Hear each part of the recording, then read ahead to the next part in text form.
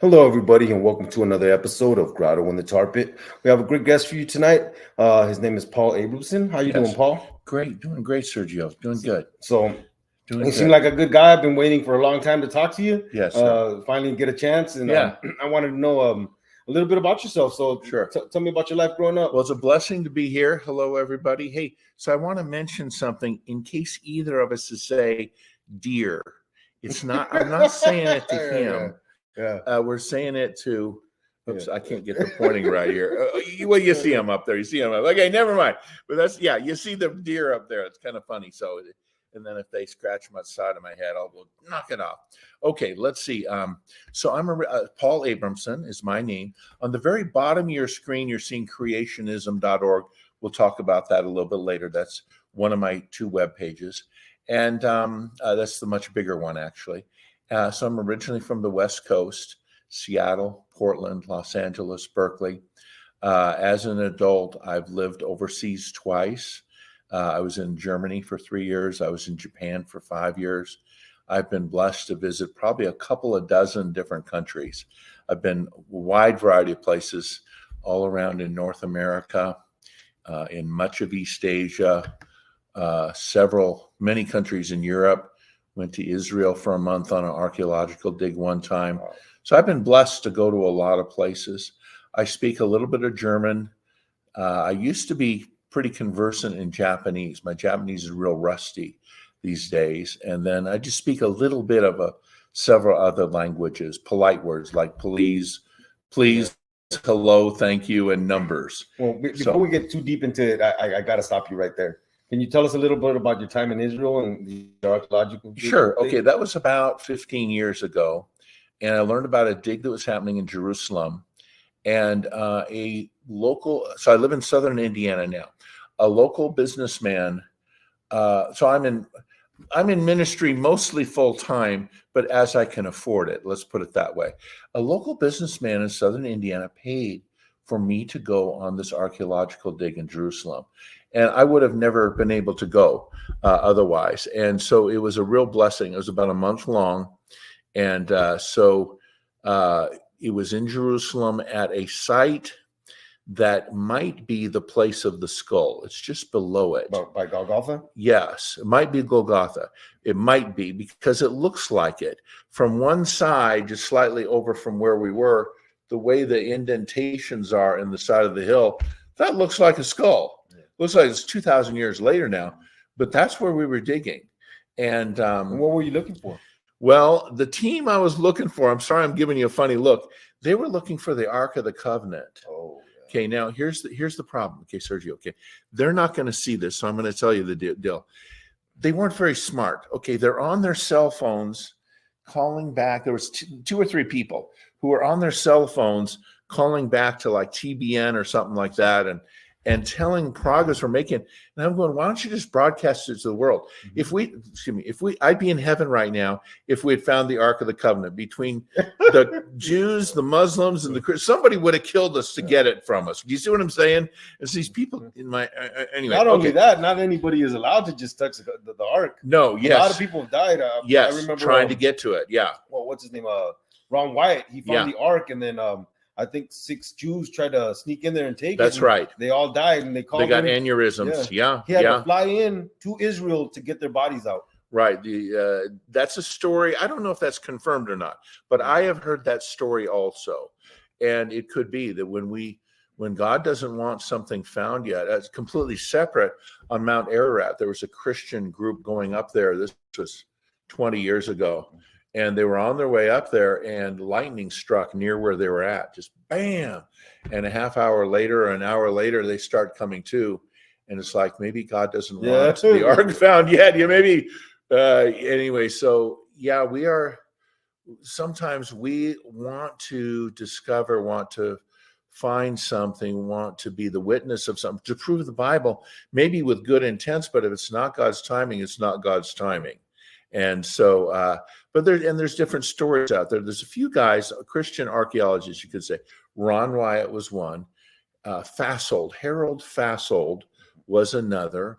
Bob Cornuke is the current one. I think there's a fourth guy. And anyway, each one of them kind of has their own books, their own videos of what they found, what they claimed they found and stuff. So Bob Cornuke is a recent one? Bob Cornuke is the recent. He's the most recent. I think there's a fourth one, and I'm not thinking of who it is. But yeah, Ron Wyatt, Harold Fasold was before him.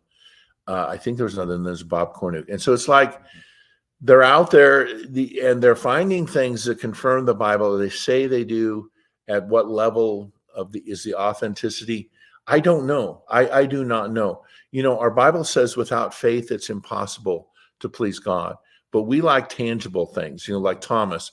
Unless I touch his side, see the nail prints, I won't believe. And Jesus said, touch my side. But you know what? More blessed is he who doesn't see these things, right? Jesus said. So the Israel trip, it was about a month long. Now, here's what happened. I'll just mention a couple of things. They had a van from where we were digging back to we were actually staying at the YMCA, and so it wasn't an expensive hotel or anything like that.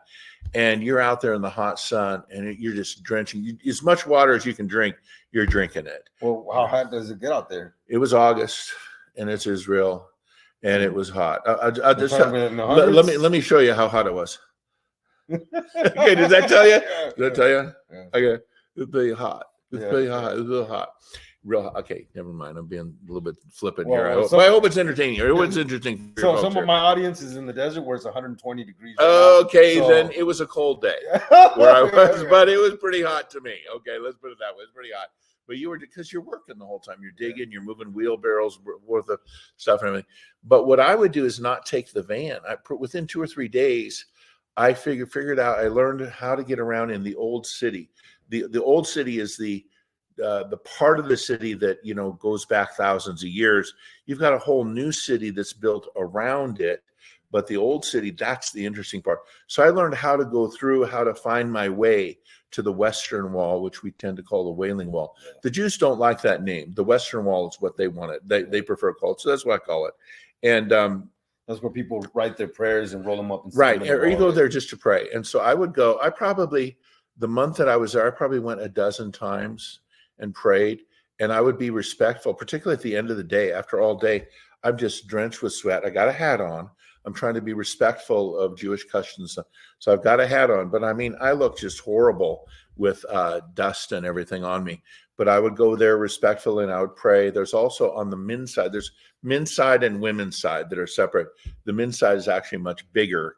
And then they actually have an underground part that actually has a kind of a library in there. Most of the books are in Jewish, but in Hebrew, but they have a few in English, a few in Russian and stuff like that. Is it true that in the underground section, aren't they building didn't they build a room for the Sanhedrin? There have been different. No, I don't know of a room for the Sanhedrin. I know that some of it I couldn't go into, but they've tried to do some digging there because they're trying to figure out where is the Ark of the Covenant, and some have believed it was buried under the Temple Mount. But the Muslims get really upset if anyone disturbs that whole site, and so if there's any active work being done under there, I don't think anyone would be aware of it in any kind of public way, because they just, you know, get really crazy and stuff. Or they get very incensed about it. But Israel, I was really blessed. I'll tell you, since we're still talking about Israel, I'll tell you one thing that happened to me one evening. Okay, so morning and evenings, I would walk back and forth from the YMCA to the site we were digging at, which was near the Garden Tomb. That's where it was near. So you've got the traditional site, which is inside the old city, and you got the little chapel and the little, here's where he's crucified, here's where he's buried. It's all kind of together, and it's like okay, anyway. But the Garden Tomb seems like a more plausible area where we were. And there was, like I say, the kind of semi caves, not really caves, but indentations that it looks like a skull.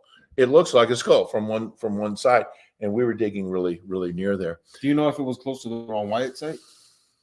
Oh, I'm sorry, I wasn't clear. It was a Ron Wyatt team I was with. Oh, okay. Now, Ron Wyatt had passed away. I'm sorry, I wasn't clear on that. So it was actually through the Ron Wyatt Museum that we were there. So it was.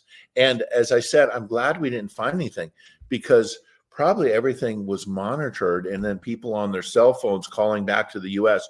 Yeah, we found this today, but we found different Roman things, like some kind of a vessel, a pot, or something like that, and just there was some interesting. There was a cistern that we dug down into and broke into underground, and it was like, what is this about? Oh, it must be a cistern or something. What is this doing down here? And so we recorded things. We had an Israeli archaeologist assigned to us while we were there. I'm guessing there were about 40 or 45 people in our group. So it was a significant dig operation that we were doing, but we did not find, thank God, the Ark of the Covenant, or I'd be in heaven now. Like I said, we would have been okay. Our lives wouldn't have been worth very much if we had actually found it. But in the Lord's timing, it'll be found. For me, it was a chance to be in Israel for a month. And as I said, I went to the Western Wall and I would pray. I would walk. Once I got to start knowing my way around the old city, I would take different roads. I would take different side roads. Every once in a while, I end up in a neighborhood and I'm going, oh, okay, this is not, I need to go back exactly the way I came and try and find a different way on the kind of tourist routes. On the more public routes rather than where people were living and stuff. So, but it was interesting. Oh, I was going to say one evening I'm walking through the old city. I'm on my way back to the YMCA and I'm walking, and all of a sudden everything changed. It all looked the same, but I felt it. I just felt it. Everything was suddenly different. And I walked back 10 or 15 feet. I walked back and I looked up, and there was a plaque up above in Hebrew, Arabic, and English, or maybe it was Hebrew, English, and Arabic or whatever. And it said, "You are now leaving the Jewish quarter. You are now entering the Muslim quarter." That was the difference. And I felt the difference spiritually. It was something I'll never forget, because it was like I had left the peaceful, the normal one, and I'd entered agitation. Because I just felt something is wrong. But it didn't look any different. Nothing looked any different. But I was walking, and it was like everything is different. Why is everything different? I mean, I know I'm not describing it very well, but it was just, I could feel something had changed. Something was completely different. And I said, I walked back. And then I realized there was a plaque up above, and the demarcation line. And so I think, demons can be territorial. Spiritual powers can be territorial. The Prince of Persia, the Prince of the Greeks, the Prince of America. I mean, so these spiritual powers have territories that are theirs, or that they have influence over. And probably Jerusalem, because it is so important, is divided up, and you've got these powers, good and bad, and that are part of that city. We're told in Scripture, pray for the peace of Jerusalem, and I think we should do that. So, but it was very interesting. I'd love to go back. I'd like to go back, and actually, the only places I saw were Jerusalem. I was there almost the entire time, and then we went. Two other guys and myself rented a car and went down to the Dead Sea and to Masada. And that was the only time I got out of Jerusalem while I was there. I love the Dead Sea. Do not get the water in your mouth or in your eyes, okay? Now, take my advice, okay? Don't do that. And I knew that before I went there. And I'm telling you, don't get the water in your mouth, because it tastes horrible. It's going to take like 4 or 5 liters of something to get that horrible flavor out of your mouth. And don't get it in your eyes, because your eyes are just going to be hurting until you can take a shower and stuff. So take my advice, just like I'm really good at listening to people's advice. Okay. Okay. Never mind. No, I didn't. I got it in my mouth. Oh, this is horrible. But it's oily. The Dead Sea water, it feels like it's kind of oily. I don't know what it must suck all the moisture out of your skin too. I don't know. Yeah, no. Actually, there's some people who have like psoriasis or other skin conditions. Oh yeah, and they go to the Dead Sea, and they'll do the mud baths or other things. And so I'm guessing the minerals maybe are good for this in moderation. I wouldn't want a lot of it, but I'm guessing that there's something in the minerals that must be helpful that people aren't getting other places or something. But it was interesting seeing that. And then Masada, it just rises straight up. I'm sure you've seen it on videos or pictures, and it just rises. I've seen a picture of them in the top taking a picture to the bottom. Right. And the Roman ramp that they were building using Hebrew slaves from 2,000 years ago is still there. I mean, and the Roman encampment, part of the Roman encampment is kind of like you're seeing the history, because here where the Romans were camped, there's the ramp coming up, and it's like most of the way up, and it's like, wow, it's like no one needs to show you a picture, a drawing. You're seeing it. You're seeing it. Here's what they made 2,000 years ago to break Masada. So, have you ever heard of the mathematical what is it? The mathematical puzzle for Masada? no, That supposedly that's the last place to be taken, right, by the Romans, and that while they were there, the Jewish soldiers there were basically said, we're not going to be taken alive, but Yes. it was against the culture to take their own lives. Mhm. So they had set up, they would all sit in a circle, and they would get a sword, skip a person, and stab the next person until they were all dead, and then only the last person left would kill themselves. Yes. Well, So first they each had to kill their own families. Mhm. First they each had to kill their Oh, own man. families. Yeah. Rather than being taken prisoners. It was when the Romans came in the next morning and realized everyone, and I don't remember how many hundreds of deaths or if it was over 1,000,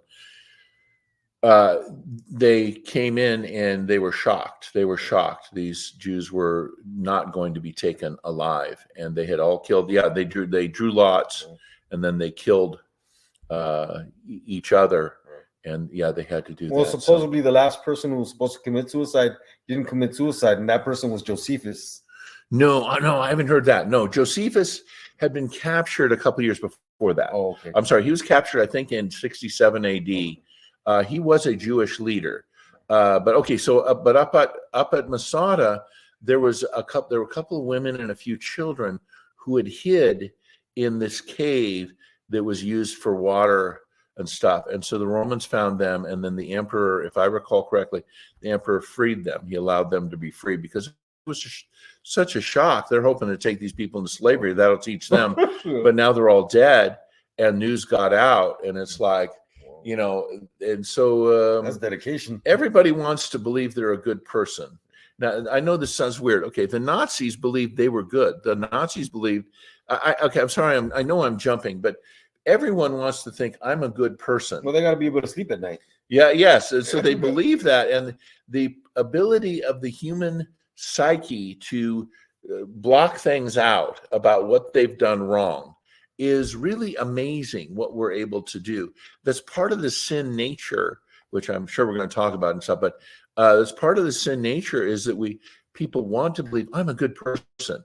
Okay, and it is a weird thing that we're able to justify almost anything. The Romans would take people into slavery. You disobeyed.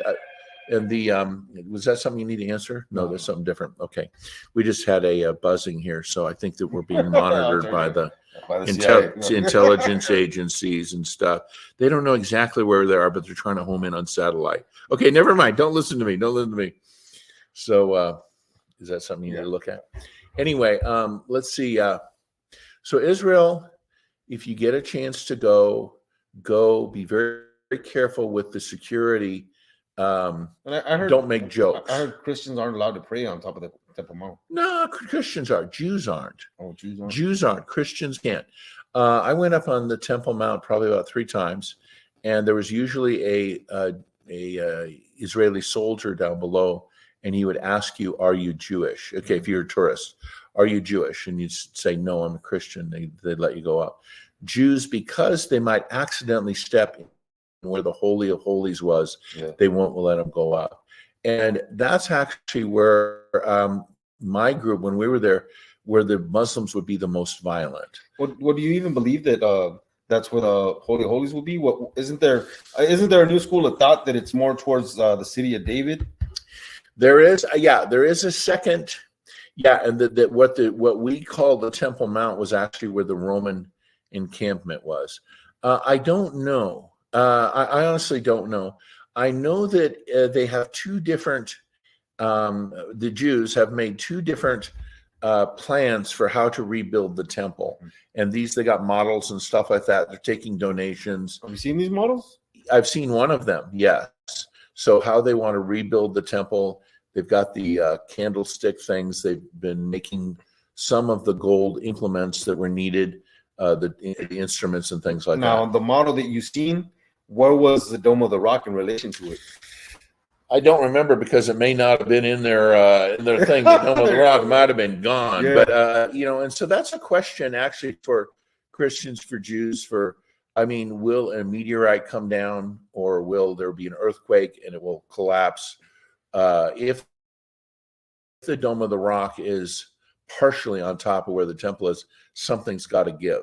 The Muslims are going to they would immediately go to war if anything happened to the Dome of the Rock. From what I've heard, the way they did the measurements, the second measurements, where it's closer to the city of David, that it would actually be, or the Dome of the Rock would fall within the guidelines of where the court of the Gentiles used to be. Okay. And I think it's in Ezekiel where it says the court of the Gentiles should be given to the Gentiles, so they can actually build it and leave the Dome of the Rock. You probably know more about that, at least that aspect, than me, because I haven't spent a lot of time with that.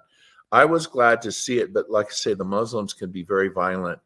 It's a religion of peace, by the way. Sorry, little joke there, little joke. Well, while we're on the subject, what's your take on Islam? Well, okay, let me mention the Palestinian kids. When I was there in Jerusalem, you'd have a little boy, maybe 8 years old, and he'd come up to you and he'd go, no, whatever he's saying in Arabic, it's not friendly. No. Someday we will take care of you. You will be dead. You will, the rock and between the rock and the tree, and the pigs and the. Well, they did it to me, and it was like they could sell him a tourist, and it's like, how did they teaching such hatred to small children? In America, let me jump to, because I've lived in Asia. I lived in Europe. I've lived in Asia, and I'm going to say something real strong. There's no prejudice in America compared to what you see in most of the world. Probably the Han Chinese are among the most prejudiced. That's the dominant ethnic group in China. But you see what they're doing to the Uyghurs, and anyone else, they just assume they are better. But so prejudice is not something that was invented in America, and it's something that is being. I'm really sorry. I hope you can see it. That I'm sad as I'm relaying this to you. All around the world, people are just look for a way to look down on others. Well, if we jump back to Bible times, 2,000 years ago, the Jews and the Samaritans were, even though they were so close, ethnically so close. Oh no, you're a Jew. Remember that time when Jesus was going through a village, and a Samaritan village, and they said, they detected that they were Jews, and they told them to move on. And that was when the disciples asked Jesus, "Can we call down fire from heaven?" Yeah. They were. You can imagine. Well, maybe if you're a white person, maybe you can't imagine. But this is just common in the world, people being discriminated against, and how it would feel that I didn't do anything wrong, but it's who I am, something about me. What were they called? The Samaritans. They were half breeds. They were half Syrian and half Jewish. So right. That's what calling. I don't think you're supposed to say the word half breed, though. Are we? I don't know. Words change over time in English. No, you know what I mean. One of my favorite, I didn't mean that how it sounded. I want to jump to a series that I really like because I love history. That was my degree in college, was history. Wonders of the African World. Dr. Henry Louis Gates Jr. of Harvard University, black man, African American. It's a 6-part series. It's getting hard to find. 20 years ago, really good series. You can find it on eBay, and I think it might be on YouTube somewhere. But 6 parts. If you ever get it, I would watch it. You're interested in human history, but one of the 6 parts, you remember he's African American. He says, my grandfather was colored. My father was Negro. I am black, and my children are African American, and probably their children will be a Neo-Nubian. But I remember him saying that because it's like, words change over time. Yeah. Well, if we take the word disabled, okay, it used to be the word crippled. He's crippled. No, you can't say crippled. Then it's disabled. Yeah. Then it's alternately abled, right? I don't know what it is now, but so words change, and then if you use the wrong word, then the liberals somebody says, you're automatically a prejudiced person and stuff. So okay, anyway, so I guess so going to the Jews and the Samaritans, they were discriminated against each other. People figure out ways. When the Irish first came to America, when the Italians first came to America, people figured out how to be prejudice against them. I just read, I'm jumping off subject, coming back. Just read autobiography of Tip O'Neill. Tip O'Neill, he was Speaker of the House for 10 years. His book is called Man of the House. Really good book, but he talked about being a boy in Boston, and he was Catholic, Irish Catholic, and he knew he was Irish before he knew he was American. Isn't that funny? He's in Boston. He knew that he was Irish and Catholic before he knew he was an American. I just thought it's funny. It's a very interesting biography of his life. And on political level, I'm conservative, by the way, but I'm strong enough I can listen to both sides. Hint, hint to people on the other side who aren't. Okay, so anyway, but Tip O'Neill's book was good, but he got a job at like age 14 trimming the shrubs and stuff like that at Harvard University. Harvard. Park the car at Harvard. Park the car in Harvard Yard. Okay, I'm done with my Boston accent. I'm done with my Boston. But he just was amazed these wasps or whatever assumed they were so much better than anyone else. They were just so much better, automatically better. I go to Harvard and stuff like that. And he, as a very young age, he says this at the beginning of his book, and at the very end of his book, let's see, I'm off screen if I go over that far over. He talks about why he decided to go into politics, because he wanted fairness for his people. He wanted fairness for Irish Catholics and then for others, and then it kind of expanded. And he became a very influential politician in America. Don't agree with all his politics, but I'll tell you what, I respect that he fought for what he believed in and what he thought was the right thing to do and stuff. So, okay, you have more questions for me. I get way off the subject sometimes. So about that, sure. So these kids are coming up to you just the Palestinian kids, yeah. And it was like really weird, and it happened so many times. And one time I was on the Temple Mount, and this kid came up to me, and he's just whatever it is he's saying. And I think I said, this was actually the last time I said, I like you too, you little twerp. Something like that is what I said to him. And it's like, I assume he couldn't understand me, but it was just like, it gets tiring having hate directed at you when they don't know, when someone doesn't know anything about you except what they think you represent. But that's part of human nature. So what about the parents? The well, adults, how they obviously had, someone taught them. Yeah. Someone taught them how to be filled with hatred. Well, the parents, see, they had shops. They had little stalls and whatever, and they're trying to sell to the tourists. But at the same time, they may just have a hatred that they have to do that, or that that they're in the condition that that's the only job they can get. I don't know. I mean, it's not my deal. But actually, let me mention, since we're talking about Israel for a while here, is between the Arab-Israeli debate, I have decided that I'm 100% pro-Arab. Okay, so now let me explain this. Let me explain this. 100% pro-Arab. In all of the Middle East, there are very few countries where an Arab person can get a full education, can start a business, can vote, has adequate health care, good roads, clean water.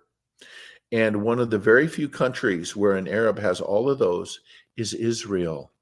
They have the right to vote. An Arab citizen, an Arab Israeli citizen has the right to vote. Muslims can join the Israeli army. Yeah. You won't see no Jew in a Muslim army. Well, in the Palestinian, yeah.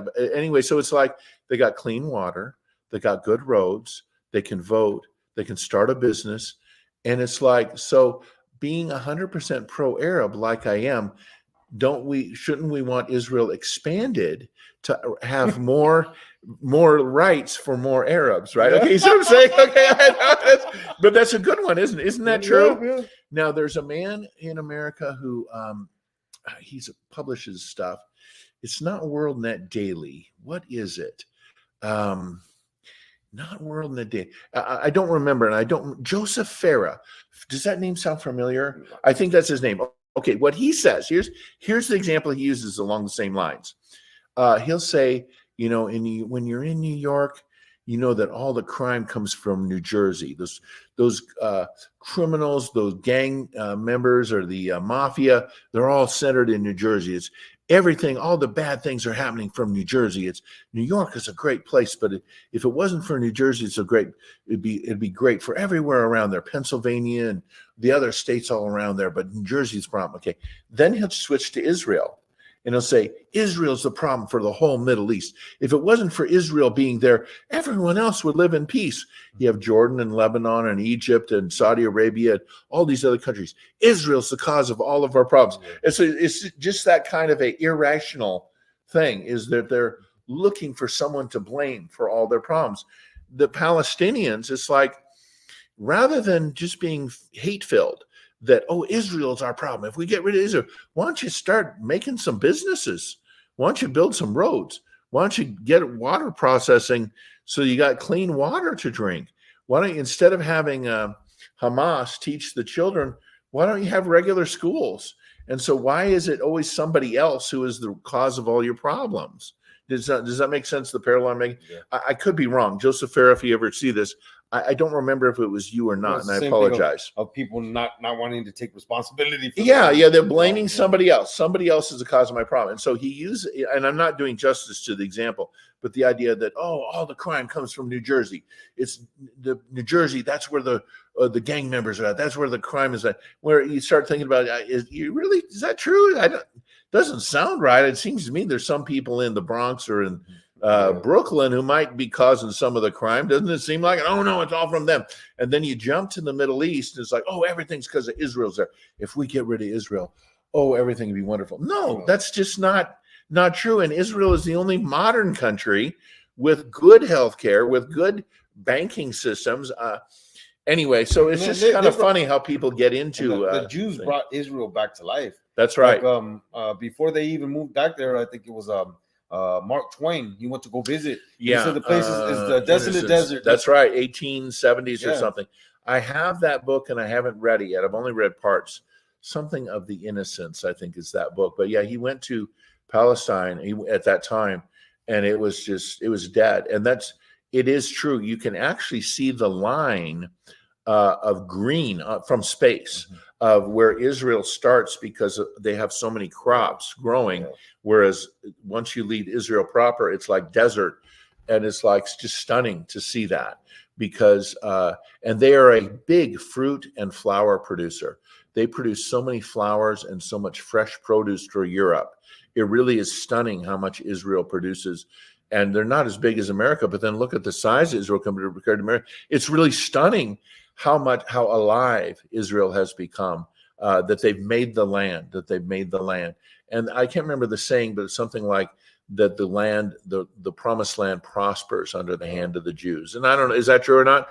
I don't know, but you got some evidence. Yeah, you got some evidence for it. Well, apparently, when they started coming from all the different countries, they all came with their crafts. Yes, that's right. They just came together. That's right. That's right. They became very innovative. It's an interesting thing. Okay, so as we are Christians, Israel, after they rejected the Messiah, then they started developing this whole way of thinking, of Talmudic thinking, the Talmud.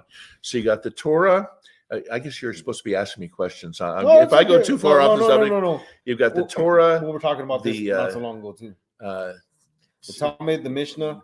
Yeah, the Mishnah, the Talmud, but there's another one, Tanakh. That's the one I'm forgetting. Tanakh, Torah, the Tanakh, the Old Testament, what they would call the Bible, and then the Mishnah, the Talmud. Anyway, Talmudic thinking. And there's two Talmuds, the Babylonian and Jerusalem. That's right. Oh, very good. Okay, I didn't know you would know that, but among Christians, it's not that common for people to know that. Anyway, it's a whole way of thinking of logic, and so it almost kept the minds alive, because statistically speaking, particularly with Nobel Prizes, Jews win more of the Nobel Prizes per capita than anyone else in the world. Yeah. And it's like something's going on here, but God shows them. I think they're like less than 1% of the population. Yeah, and they're have to win. I don't know what percentage, but it's a high percentage, and so God chose them for a reason. I don't think that makes them necessarily more spiritual than anyone else. We're in the times of the Gentiles. I believe. My understanding of Bible prophecy is that I believe the times of the Gentiles, which I'm a Gentile, is coming to a close, is going to end soon. And how that's going to happen. Okay, excuse me. Let me go back 2,000 years. 2,000 years. The Messiah comes. Israel rejects him. He dies. He resurrects. He goes back to heaven, the ascension. And now Pentecost happens. And the Holy Spirit falls, and they have tongues of fire. And they're speaking languages from all over the world. Pretty soon, then Peter has a vision, lowering down, take and eat all these unclean animals. No, Lord, I would never do this. No, do this. And then he goes to the house of Cornelius, which I think is about Acts chapter 7. No, it has to be after 8. So it have to be chapter 9 or chapter 10. The reason I say after 8 is because that's chapter 8 is when the Ethiopian eunuch is baptized. And that's a whole interesting story in itself. Okay, personal opinion. Okay, so anyway, but this was probably chapter 9 or chapter 10, the house of Cornelius. God starts opening up the gospel for the Gentiles. So it was in steps. It wasn't all at once. It was in steps, and there was an opening. And the Jewish disciples, which all the disciples, the apostles were Jews, they realized over time. And then Paul, of course, St. Paul being the last one, and he would go to the synagogue. When he'd go to a city, he'd go to the synagogue, and then he'd go to the the pagans and stuff and try to witness to the Gentiles. And then over time, he became more interested in reaching the Gentiles because they were more receptive. Now we're 2,000 years later, and Israel is back in the land. And now Israel has Jerusalem officially as its capital. Oh, yeah. And so and it took who to do that? Donald Trump. Donald Trump, a real president. Yeah. And actually, that's something I'd like to talk about if we could in a few minutes. But remind me of that, okay? Just say Trump and something like. Anyway, but I believe then that we're at the point where the times of the Gentiles is coming to a close. In my webpage, creationism.org, which you can see on the bottom of your screen there. See that going past there? Maybe you're not seeing it. It probably are. Hebrew. My webpage is actually in about 100 languages. About 100 languages. Volunteer translators. Please visit there when you get a chance. I got all kinds of stuff. Got some stuff in English too, but I got things.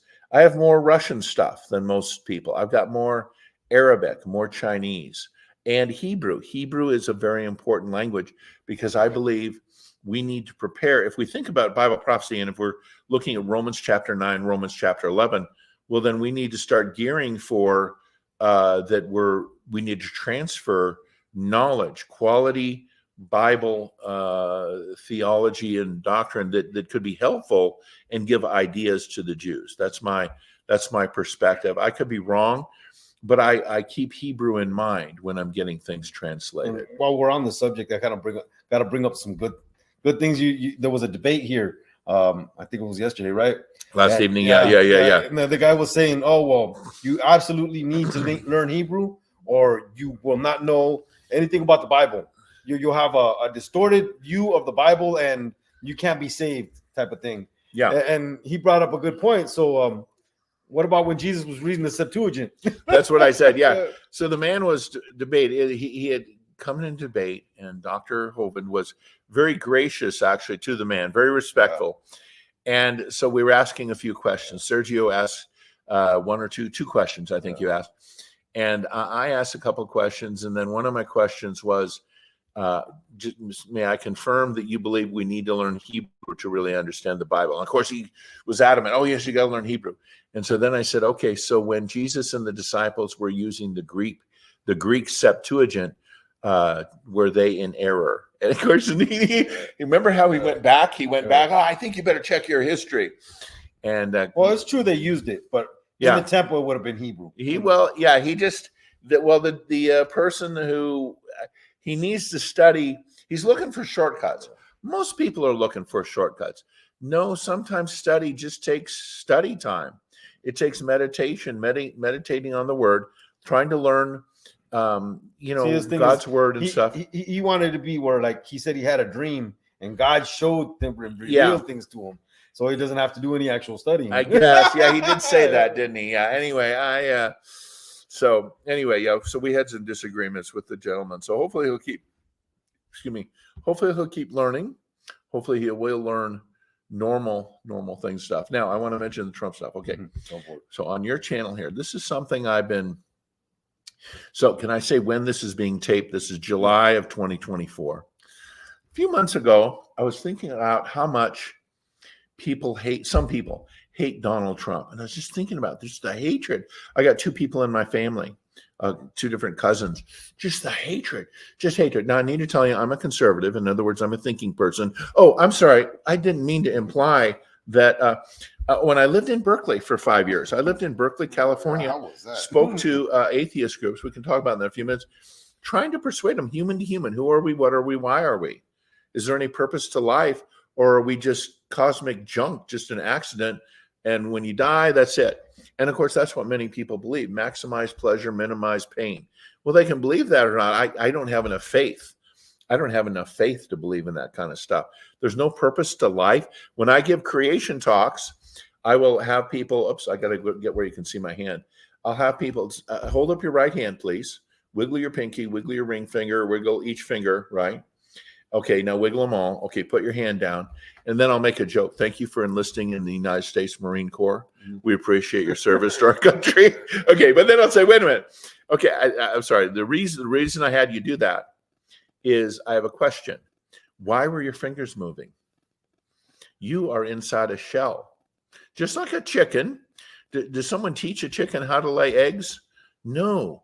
We are in very sophisticated biochemical electrical shells, and our spirit, our karma, if you prefer, our soul, and it's like we have things we're supposed to learn in this life. The reason God put thou shalt not, thou shalt not, thou shalt not, he's trying to keep me from having any fun. I'm sorry, Sergio, I just get upset sometimes. No, he's trying to protect us from ourselves. Thou shalt not bear false witness to your neighbor. Darn it. Hey, I was having fun. Okay, but we need to learn character. We need to develop who and what we are. Are you looking for who you can take advantage of, or are you looking for who you can help and give to? And those are completely different. Are you looking to build up others, or are you looking for how can I get the most? And many people never learn. They never learn. It is more blessed to give than to receive. So I'm 67 now, and I've seen people. There are people who are, out there, and it's like they've never learned in 50 or 60 or 70 years that it's more blessed to give than to receive. They're living such empty lives. It's just stunning to me. It's stunning. But I've been a Christian my whole adult life. I know I'm kind of rambling and jumping around. I hope this is interesting for you. Is this interesting for you? It is for me, man. Okay. I don't know. I can't. I'm looking. Hey, quit nodding off there. Hey, you. Okay. Yeah. Wake up. Okay, good. Reminds me that joke where the preacher's preaching and there's a guy sleeping. Hey, man, wake him up.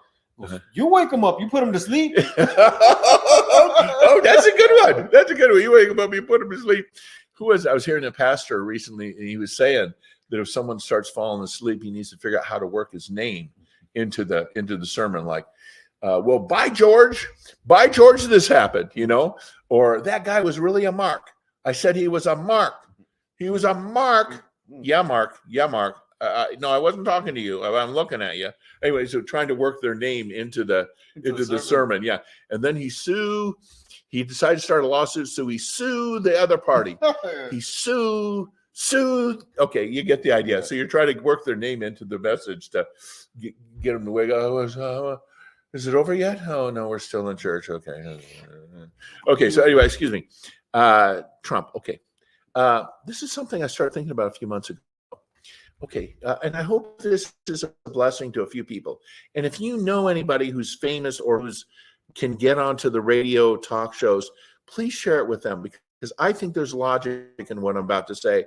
As far as I know, and I don't need credit for it, but okay, in the Old Testament, they hated the real prophets. They loved the false prophets, right? In fact, they even wanted to kill the real prophets.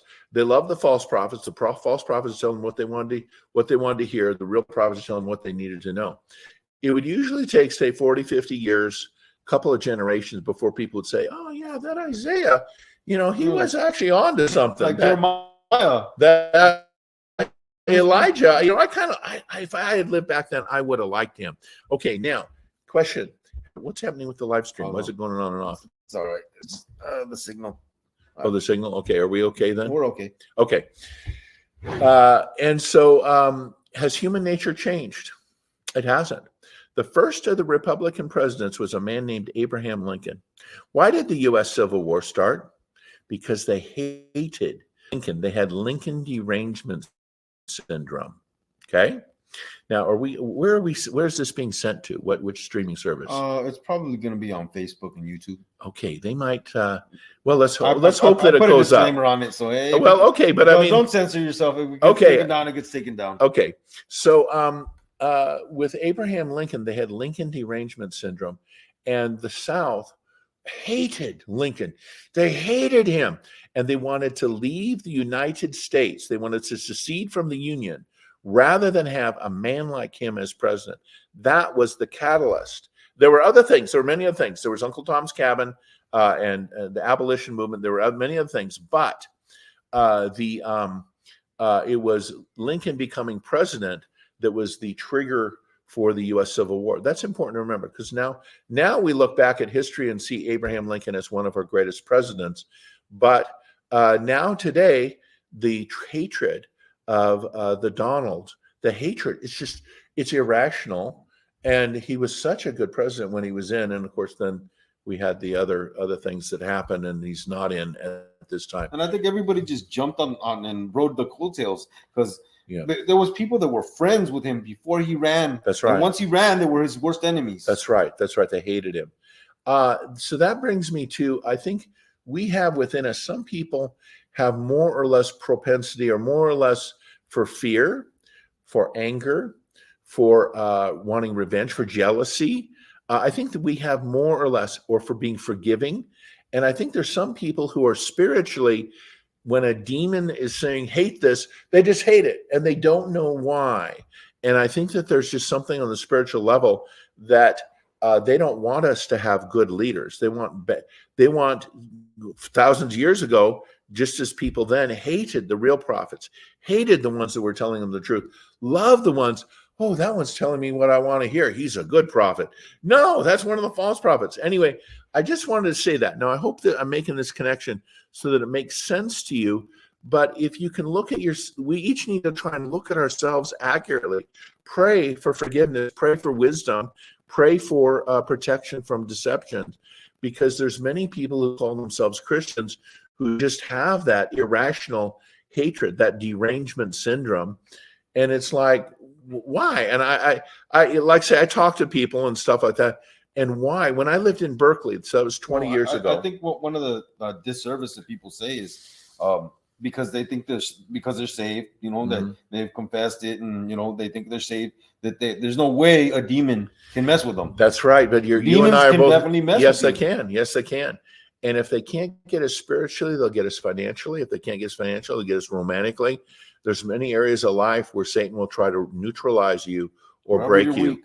You need to pray, and you may not even know your weaknesses. Well, the demons have been watching us for thousands of years. So, brothers and sisters, but if you're a skeptic who's watching this, when I was living in Berkeley, I used to speak to atheist groups. You can't see my hand yet, can you? Okay, so I'm making motions, but you can't even see it. Okay, so I got to hold my hands up here or something so you can. I don't know if you need to see my hand movements or not. Never mind. When I lived in Berkeley, I would sometimes I spoke to multiple atheist groups, and I would say, "How often do some of you pray?" Sometimes, and of course, they thought that was the funniest question. And I said, "Wait a minute. If there is a God, if there is a reason for why our universe is here, nothing in life is more important than find out who that God is. That God or gods, he, she, it, or they. Right? I mean, logically, nothing in life is more important." Does God have to reveal himself to you? Are you and I the center of attention? Maybe if we hold our breath, and stomp our feet. No, God doesn't have to prove himself to us. What if he's being selective? Do you want to be selected or not? I do. Okay. What if he's, think of a rose, someone who's growing roses for a state fair.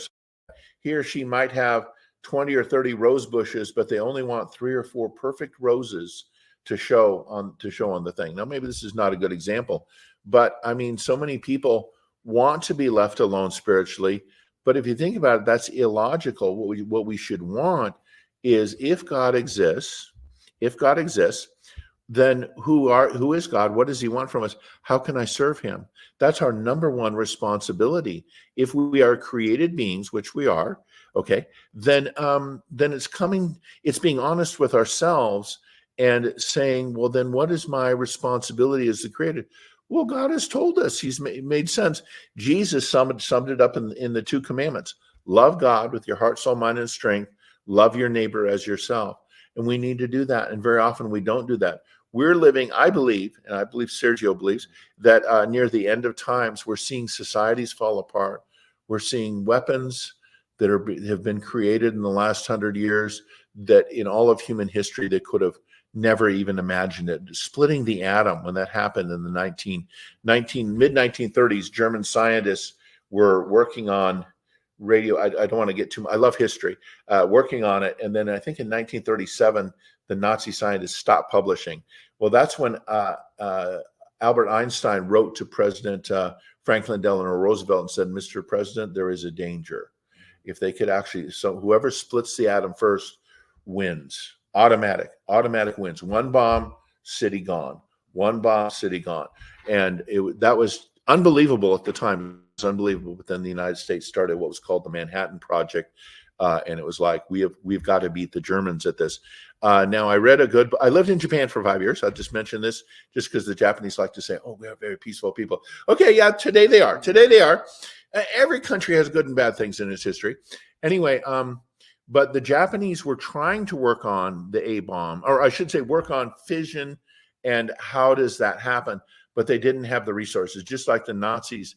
They invented other things, the jet engine, and then the Americans invented radar, sonar, and anyway, I don't want to go back into World War II history, but it was a real race in so many technologies of who could develop what for either just discovering where the enemy was, or for bombing the enemy, or for breaking communications, or all kinds of things. It was for the future of the world. And but anyway, the Manhattan Project. So why did I get into that? Oh, just mentioning that the Japanese were a part of that. They tried, but no, they didn't get very far. There's a really good book, if you're interested in Japanese history, called No Surrender by Lieutenant Onoda. He was the last Japanese soldier to surrender from World War II. World War II ended in 1945. Sergio, when do you think he surrendered? 1947. 1973. Oh, the guy who was trapped in the Philippines. He wasn't trapped. He didn't want to surrender. Yeah. He had 2 other men with him, and then they had died just recently before that. One left, and he even sent back letters. "Hey, the war's over," and they're like, "No." All kinds of people. Yeah. He believed it was deception, and he couldn't believe it. Japan would never surrender. And that's what they believed in Japan in the middle of World War II. No surrender. They would never surrender. And that's when, go ahead. You've heard of kamikazes, right? Yeah, that's right. Yeah. Well, apparently they had this they were planning to do this other thing where instead of, they had men, right? And they had so many, so they wanted to strap people on with a bomb that would swim to the boat, hold on to the boat, and blow up. I would not doubt that. And in a way, the kamikaze planes, that's what they were, was a bomb with the wings and a pilot to try to steer it into the ship. But the whole plane was basically a bomb. Yeah. And so they became very strongly, it was just, anyway, that was a short time, 5, 6, 7 years, depending on how you count it, for World War